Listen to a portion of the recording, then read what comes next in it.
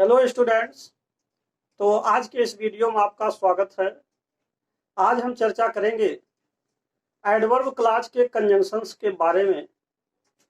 जैसा कि आपने एडवर्ब क्लॉज में एक सूत्र पढ़ा था पिछले वीडियो में, जिसमें आपको बताया गया था TM + 2P + 2R + 3C, जिसमें से T फॉर टाइम जो कंजंक्शन है उसके बारे में पिछले वीडियो में बता दिया गया था। तो यानी कि पहला कंजंक्शन आपने पढ़ लिया था, और जैसा कि सबऑर्डिनेट कंजंक्शन 9 प्रकार के हैं, तो उससे आगे का जो कंजंक्शन है आज इस वीडियो में हम आपको बताने वाले हैं। तो आइए देखते हैं। दूसरा पॉइंट आपका है मैनर इंडिकेटिव कंजंक्शन, यानी कि जिसमें ढंग या व्यवहार सूचक संयोजक, ऐसे कंजंक्शन जिसके द्वारा किसी व्यवहार का या किसी ढंग का पता चलता हो। जैसे मान लीजिए एज माने जैसे, so far as far as माने जहां तक, सच एज माने जैसे, etc। तो इस तरह से ये कुछ कंजंक्शन है। अब आप उदाहरण नंबर 1 देखिए। जैसे लिखा है ही rights in a certain way, वह एक निश्चित तरीके से लिखता है। Do right in the same way, तो उसी तरीके से अवश्य लिखो। कहने का मतलब यह है कि अब वह एक निश्चित तरीके से लिखता है और वैसा ही लिखो, ये कहा जा रहा है। तो इसका मतलब यह है कि जब इसको जोड़ेंगे तो ये कहा जाएगा कि वह जैसे लिखता है वैसे ही लिख दो। तो यहाँ इसीलिए यहाँ पर लिखा गया कि do right as he writes. अब यहाँ पर आप देख रहे हैं कि एज से इसको जोड़ दिया गया। जैसे मान लीजिए आपका एज जो है, एज माने जैसे हुआ, यह कंजंक्शन है और इस कंजंक्शन का इस्तेमाल यहाँ किया गया, प्रयोग किया गया। तो do right as he writes माने जैसा वह लिखता है वैसा ही तुम भी लिखो, यानी अवश्य लिखो। डू राइट जरूर लिखो, यानी कि तुम वैसा ही लिखो जैसा कि वह लिखता है।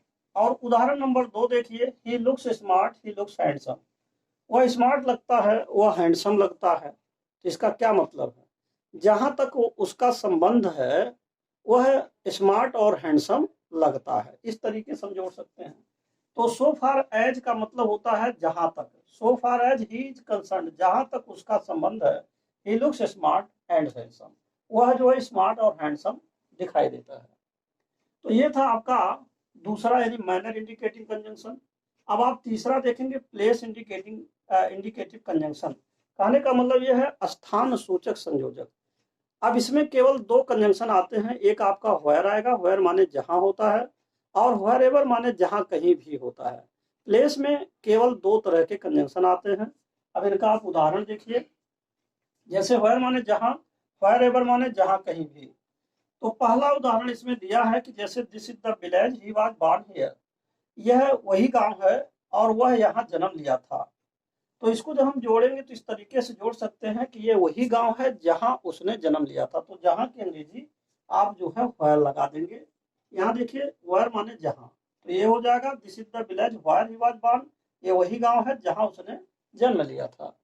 अब इसके बाद उदाहरण नंबर 2 है I went to many places, मैं कई स्थानों पर गया। I did not see him, मैंने उसे नहीं देखा। यानी कि मैं कई स्थानों पर गया, मैंने उसे नहीं देखा। इसका क्या मतलब हुआ? मैं जहां कहीं भी गया मैंने उसे नहीं देखा। तो जहां कहीं का अंग्रेजी आप wherever लगा देंगे। wherever माने जहां कहीं भी, तब ये हो जाएगा आई did not see him wherever I went, यानी कि मैं जहां कहीं भी गया उसे नहीं देखा। तो इस तरीके से आपका ये दूसरा और तीसरा कंजंक्शन हुआ। अब आप देखेंगे इससे आगे, यानी कि चौथा कंजंक्शन। तो अब आप देखें नंबर 4 पॉइंट है पर्पज इंडिकेटिव कंजंक्शन, यानी जिसको हिंदी में हम कहेंगे उद्देश्य सूचक संयोजक। तो इसमें सो दैट है, इन ऑर्डर दैट है, यानी सो दैट इन ऑर्डर दैट माने ताकि होता है, और लेस्ट माने कहीं ऐसा ना हो कि। तो ये 3 कंजंक्शन इसमें आते हैं। और जैसा कि आपको मालूम है, यहाँ ये जो सूत्र है जैसे TM + 2P + 2R + 3C, तो इसमें से जो आपका चल रहा है, जैसे मान लीजिए 2P में एक जो है प्लेस था, फिर आपका एक पर्पज है। इसके बाद 2R में एक जो है यहाँ 5वां पॉइंट आपका रीजन है। तो इसमें से एक P और एक R को लेकर के समझाया जा रहा है। तो अब आप देखिए उदाहरण नंबर 1। पहला उदाहरण है, जैसे लिखा ही वर्क्स हार्ड, वह कठिन मेहनत करता है। He wants to get good marks, वो अच्छा नंबर लाना चाहता है। तो इसका यह मतलब है कि वो कठिन मेहनत करता है ताकि अच्छा नंबर ला सके। तो इस आधार पर he works hard so that आप लगा सकते हैं, यहाँ सो दैट हो जाएगा। चाहे आप सो दैट लगाइए अथवा आप इन ऑर्डर दैट, दोनों कंजंक्शन में से कोई भी आप लगा सकते हैं। और इसके बाद ही में गेट गुड मार्क्स। अब यहाँ एक बात यह समझना है कि अगर सो दैट या इन ऑर्डर दैट वाला कोई वाक्य है तो इस वाक्य के बाद में जो वाक्य आ रहा है इसमें या तो मे का प्रयोग किया जाता है अथवा माइट का। अगर प्रेजेंट टेंस है तो मे लगाएंगे, अगर पास्ट टेंस है तो माइट का प्रयोग करेंगे। यहीं पर ये चीज समझना जरूरी था, जैसा कि हम नोट में भी दिया हुआ है। यहाँ आप देख लीजिए, जैसे conjunction so that in order that के बाद आने वाले वाक्य में प्रेजेंट टेंस आने पर में तथा पास्ट टेंस आने पर माइट लगाते हैं, माइट का प्रयोग करते हैं। और जबकि लेस्ट के बाद वाले वाक्य में शुड का प्रयोग किया जाता है। तो ये नोट भी आपको जानना बहुत जरूरी है। तो इस आधार पर अगर देखा जाए तो सो दैट आ गया, सो दैट या इन ऑर्डर दैट आने पर बाद वाला जो वाक्य है इसमें अगर ये प्रेजेंट टेंस जैसे वर्क्स लिखा है, ये प्रेजेंट टेंस है तो में लगेगा। अगर ये वर्कड होता, पास्ट टेंस होता तो यहाँ माइट हो जाता। उदाहरण नंबर 2 देखिए क्या है। जैसे वर्क हार्ड, कठिन मेहनत करो, यू में फेल, तुम फेल हो सकते हो। तो इसका यह मतलब है कि वर्क हार्ड, कठिन मेहनत करो, लेस्ट माने कहीं ऐसा ना हो कि, और इसके बाद यू शुड फेल, तुम फेल हो जाओ। तो जहां पर कंजंक्शन लेट मिलेगा उसके बाद जो आएगा सहायक क्रिया हमेशा शुड लगाना है, जैसा कि यहाँ लिखा है। जबकि लेस्ट के बाद आने वाले वाक्य में शुड का प्रयोग करते हैं। तो इस तरीके से ये बात हमेशा याद रखना है कि सो दैट इन ऑर्डर दैट के बाद जो वाक्य आएगा उसमें या तो मे का प्रयोग होगा अथवा माइट का, और जबकि लेस्ट के बाद वाले जो वाक्य होंगे उसमें शुड का प्रयोग किया जाएगा। अब आइए नंबर 5 पॉइंट देखिए, रीजन इंडिकेटिंग कंजंक्शन। तो अब रीजन इंडिकेटिंग कंजंक्शन में 4 कंजंक्शन हैं। जैसे मान लीजिए एज हैं, सिंस हैं, बिकॉज हैं और फार हैं। तो यहाँ लिखा हुआ है कि सिंस और एज माने चूंकि होता है, दोनों का मतलब, और बिकॉज और फार माने क्योंकि होता है। एक बात इसमें और भी जानना जरूरी है कि कंजंक्शन सिंस और एज का प्रयोग मुख्य रूप से वाक्य में सबसे पहले किया जाता है, और जबकि बिकॉज और फार का प्रयोग हम वाक्य के मध्य में करते हैं। तो एक उदाहरण इनका देख लीजिए। जैसे लिखा he did not come to school he was ill, वो विद्यालय नहीं आया, वह बीमार था। यानी कि he did not come to school because या फार ही वाज इल, यानी वह स्कूल नहीं आया क्योंकि, चाहे बिकॉज लिखे चाहे फार लिखे दोनों कंजंक्शन मान्य हैं, चाहे आप बिकॉज लिखे अथवा फार। क्योंकि इसका अर्थ हिंदी में देगा फार या बिकॉज माने क्योंकि वह बीमार था, ही वाज इल। और आर अथवा करके दिया जा रहा है, since as he was ill और he did not come to school, यानी कि चूंकि वह बीमार था वह विद्यालय नहीं आया। तो ऐसे स्थिति में एज अथवा सिंस का प्रयोग वाक्य में सबसे पहले करना है, और इसके बाद वाक्यांश जो बच जा रहा है इसको लिखने के बाद कामा जरूर लगाना है। तो ये हो जाएगा सिंस या एज ही वाज इल और he did not come to school हो जाएगा। तो ये था आपका note, conjunction so that in order that के बाद वाले वाक्य में पास्ट टेंस आने पर, सॉरी प्रेजेंट टेंस आने पर में तथा पास्ट टेंस के आने पर माइट का प्रयोग किया जाता है, जबकि लेस्ट कंजंक्शन के बाद शुड का प्रयोग किया जाता है। ये दोनों उदाहरणों पर आधारित ये नोट है। तो इस तरीके से आपका ये चौथा पॉइंट और 5वां पॉइंट यानी कि पर्पज इंडिकेटिव कंजंक्शन और रीजन इंडिकेटिव कंजंक्शन अब यहीं पर समाप्त होता है। अब इसके बाद अगला जो पॉइंट आता है अब आप उसको देखिए, यानी कि रीजन के बाद रिजल्ट पॉइंट आएगा जिसको आप कहेंगे 6वां पॉइंट। अब आप उसके बारे में देखिए। तो अब आप देखिए 6वां नंबर, ये 6वां नंबर जो आपका है रिजल्ट इंडिकेटिंग कंजंक्शन। अब इसके बारे में देखना है। देखिए रिजल्ट इंडिकेटिंग कंजंक्शन में केवल एक कंजंक्शन है जिसको आप कह सकते हैं सो दैट, और जिसका हिंदी में अर्थ आएगा इतना कि। अब इसका एक उदाहरण देखिए। जैसे पहला उदाहरण इसमें दिया है कि ही वाज टू ओल्ड, वह बहुत वृद्ध था। ही कुड नॉट रन, वह दौड़ नहीं सकता था। कहने का मतलब वह इतना वृद्ध था कि वह दौड़ नहीं सकता था।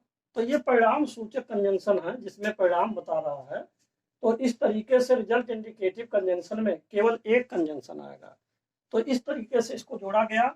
He was so old that he could not run, तो यहाँ आपने कंजंक्शन सो लगाया और यहाँ दैट। और देखिए बात और है कि सो दैट के बीच में यहाँ चिन्ह जो लगा हुआ है तो इसी कारण से लगा है क्योंकि इसके बीच में कोई न कोई एडजेक्टिव अथवा एडवर्ब अवश्य आएगा।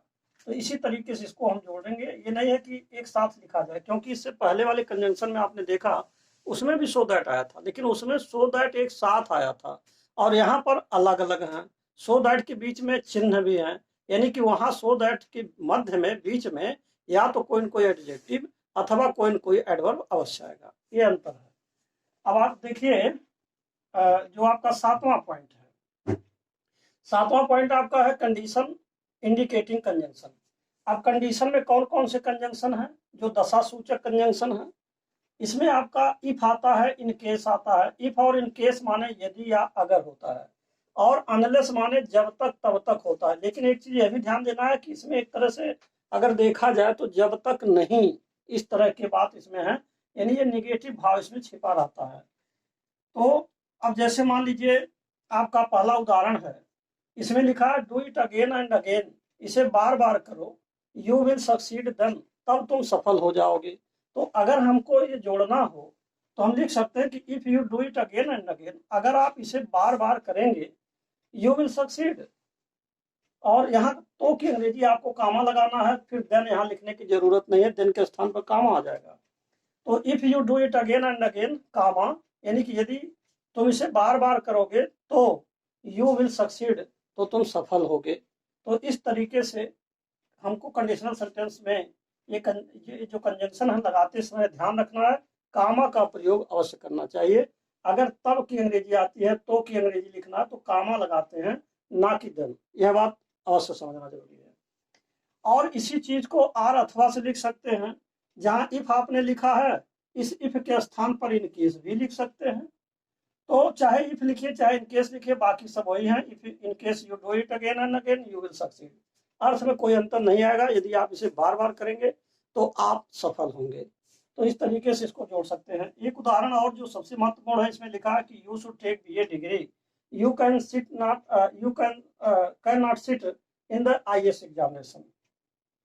आपको बीए डिग्री लेना चाहिए और आप आईएएस परीक्षा में नहीं बैठ सकते। कहने का मतलब यह है कि अगर आप बीए की डिग्री नहीं लेते हैं तो आप इस आईएएस एग्जामिनेशन में नहीं बैठ सकते। वास्तव में इस लाइन को इस प्रकार होना चाहिए था कि जैसे मान लीजिए you should take BA degree और if you want to sit in the IAS examination, if you want to sit in the IAS examination, तो वह वाक्य आपका साधारण होता। तो यहाँ तो स्वयं निगेटिव आ गया है, तो इसमें कोई दिक्कत नहीं है। अब इसको अगर जोड़ना है तो आप अनलेस से जोड़ेंगे, unless you take BA degree. अब यहाँ एक चीज समझिए, यहाँ लिखा unless you take BA degree, लेकिन इसका हिंदी में अर्थ निकालेंगे जब, तब ये निगेटिव भाव देगा। कैसे? जब तक आप बीए की डिग्री नहीं लेते हैं, you can not sit in the IAS examination, तब तक आप आईएएस की एग्जामिनेशन में परीक्षा में नहीं बैठ सकते। तो यहाँ पर एक पॉइंट देखिए, ये आपका नोट है, यहाँ आप इसको नोट समझ लीजिए। एक पॉइंट आपका नोट है, यह जो नोट है इसमें क्या लिखा जा रहा है, कंजंक्शन अनलेस में निगेटिव भाव छिपा रहता है, इसीलिए दूसरे वाक्य को भी हम निगेटिव बना देते हैं। तो चूंकि यहाँ निगेटिव तो ये स्वयं आ गया है, तो इसको आप वैसे ही लिख देंगे, क्योंकि अब अर्थ देगा जब तक आप बीए डिग्री नहीं लेते हैं तब तक आप आईएएस की परीक्षा में नहीं बैठ सकते हैं। लेकिन अगर ये वाक्य साधारण हो तो उसके बावजूद भी हम उसको नेगेटिव में बदल देंगे। और अमूमन यह वाक्य आपका अफर्मेटिव ही होता है, निगेटिव बहुत कम चांसेस हैं। लेकिन अगर निगेटिव दिया है तो आप ये उतार देंगे, और नहीं भी दिया होता तो आप फिर भी निगेटिव इसको लिखते। तो ये चीज आपको ध्यान देना है। तो ये था आपका कंजंक्शन। जैसे मान लीजिए रिजल्ट था तो इसमें से एक आर हो गया और 3C में से एक आपका कंडीशन हो गया। अब आपका कंपैरिजन एंड कंट्रास्ट, दो कंजंक्शन और बचा हुआ है, इसको आप आगे देखिए। तो अब आप देखिए नंबर 8, नंबर 8 लिखा है कंपैरिजन इंडिकेटिंग कंजंक्शन, यानी कि तुलना सूचक संयोजक, जिसको हिंदी में हम कहेंगे तुलनात्मक। कुछ कंजंक्शन ऐसे हैं जैसे as as, such as, so as. इन तीनों कंजंक्शन का मतलब होता है उतना जितना। और देन का मतलब के अपेक्षा कह सकते हैं, की अपेक्षा कह सकते हैं, दोनों आप कह सकते हैं। तो अब इनके बारे में आप उदाहरण देखिए, एग्जाम्पल। अब जैसे लिखा है Sita is beautiful, her sister is beautiful also. तो सीता सुंदर है और उसकी बहन भी सुंदर है। तो अगर हम इसको जोड़ रहे हैं तो Sita is as beautiful as her sister, यानी सीता उतनी ही सुंदर है जितना कि उसकी बहन। तो आप इसको एज से जोड़ सकते हैं, अथवा आप चाहें तो सच एज से भी जोड़ सकते हैं। जैसे लिखा है Sita is such beautiful as. जैसे यहाँ आपका एज ब्यूटीफुल एज था, ऐसे यहाँ पर आपका सच ब्यूटीफुल एज हो जाएगा। यानी कहने का मतलब दूसरा कंजंक्शन, पहला एज और दूसरा सच एज, ये दूसरे कंजंक्शन से हम जोड़ सकते हैं। तो एक बात और समझना है कि जैसे कंजंक्शन एज और सच एज एक ऐसे कंजंक्शन है जिसको आप अफर्मेटिव सेंटेंस आने पर लगाएंगे, और यदि कोई वाक्य निगेटिव हो तो निगेटिव के दौरान हमें सो एज लगाना चाहिए, जैसा कि आगे उदाहरण में मिलेगा। तो अब इसमें बात यह देखिए, उदाहरण नंबर 2 को।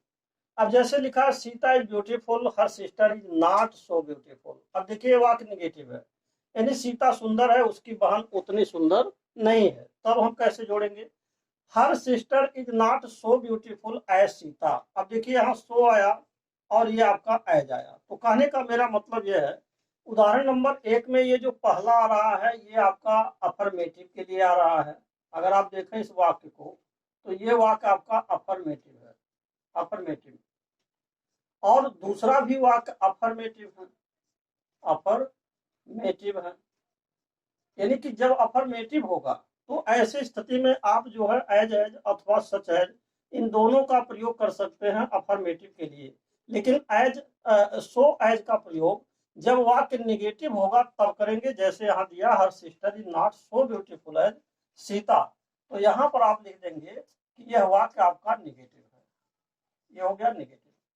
तो पहला 3 कंजंक्शन आपको समझ में आ गया होगा कि अगर वाक्य अफर्मेटिव हो तो एज और यदि एज अथवा सच एज दोनों में से कोई भी लगा सकते हैं, और यदि वाक्य निगेटिव हो तो सो एज लगाना है। अब दूसरी बात यह है, आर अथवा हम इसी लाइन को जोड़ते समय अगर चाहें तो इसको हम कंपैरेटिव डिग्री यानी कि दैन का प्रयोग करते हुए भी लिख सकते हैं। हर sister is not more beautiful, यानी कि ब्यूटीफुल को कंपैरेटिव डिग्री बना देना है और कंजंक्शन दैन लगा देना है, तब भी अर्थ में कोई अंतर नहीं आएगा। उसकी बहन सीता की अपेक्षा ज्यादा सुंदर नहीं है, ये अर्थ दे रहा है। और Sita is more beautiful then her sister, तो यहाँ आप देख रहे हैं कि इसका मतलब यह है कि सीता अपनी बहन की अपेक्षा ज्यादा सुंदर है। अगर देखा जाए तो इसमें कोई भी अर्थ में अंतर नहीं आ रहे हैं। जैसे मान लीजिए सीता सुंदर है, उसकी बहन उतनी सुंदर नहीं है, यानी उसकी बहन उतनी सुंदर नहीं जितना कि सीता, अथवा आप कह सकते हैं उसकी बहन सीता की अपेक्षा ज्यादा सुंदर नहीं है, अथवा आप कह सकते हैं कि सीता अपनी बहन की अपेक्षा ज्यादा सुंदर है। तो उनके अर्थ में कोई अंतर नहीं आ रहे हैं। तो ये था आपका 8वां पॉइंट, जिसको आप कहेंगे कंपैरिजन इंडिकेटिव कंजंक्शन। अब आप 9वां पॉइंट देखेंगे कंट्रास्ट इंडिकेटिव कंजंक्शन। अब इसके बारे में आप देखिए, इसमें आल दो अथवा दो और इवन इफ, ये 3 कंजंक्शन प्रमुख रूप से आते हैं। और भी इसमें कंजंक्शन होंगे, जैसे मान लीजिए हाउ एवर है आदि। तो यहाँ दो और आल दो का मतलब यद्यपि होता है। एक चीज और ध्यान देना है कि दो अथवा आल दो का प्रयोग जब भी आप करते हैं तो वाक्य में दूसरे वाक्यांश से पहले, यानी कि पहला वाक्य लिखने के बाद और दूसरा वाक्य शुरू होने से पहले, यदि आप चाहें तो आल दो अथवा दो वाले वाक्य को जब भी कंजंक्शन दो अथवा आल दो लगेगा तो बाद वाले वाक्य से पहले हमें कंजंक्शन बट यट का भी प्रयोग करना होगा। कहने का मतलब यह है कि यट लगाना चाहिए, ये बात ध्यान रखना है। और यदि आप यट नहीं लगा रहे हैं तो आप केवल कामा भी लगा सकते हैं। जैसे मान लीजिए ही इज पुअर लिखा है, ही इज ऑनेस्ट, वह गरीब है, वह ईमानदार है।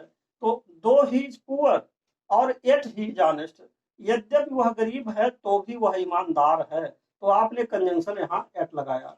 और इसके बाद अगर चाहे एट हटा भी सकते हैं तो लिख सकते हैं although he is poor comma he is honest. अर्थ तब भी वही देगा कि यद्यपि वह गरीब है और वह ईमानदार है। तो चाहे आप यह लिखिए चाहे यह लिखिए, दोनों का मतलब एक ही है। दो और आल्दो माने यद्यपि होता है, इवन इफ माने तो भी होता है, ये भी कंजंक्शन है।